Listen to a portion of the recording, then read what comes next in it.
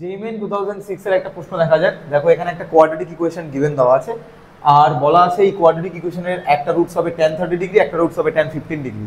So relation between roots and coefficient থেকে আমরা কি বলতে পারবো, sum of the roots that is tan 30 degree plus tan 15 ডিগ্রি, সাম অফ দ্য রুটস কত হবে -p/1 দ্যাট ইজ -p, আর প্রোডাক্ট অফ দ্য রুট কত হবে tan 30 ডিগ্রি into tan 15 ডিগ্রি that is equals to q.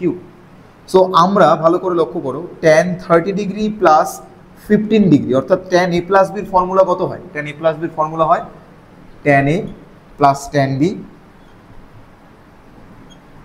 Divided by 1 minus tan a tan b, 1 minus tan a tan b।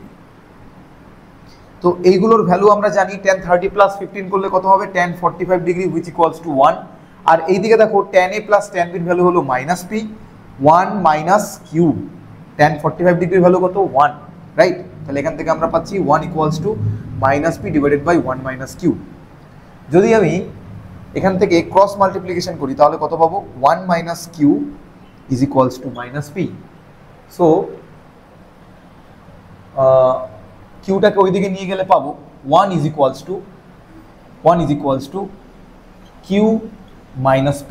তো দেখতে পাচ্ছি এখানে একটা 2 আছে, তাহলে এই সাইডে একটা 2 অ্যাড করে দাও, এখানে একটা 2 অ্যাড করে দাও, তো 1 প্লাস 2 কত হবে 3।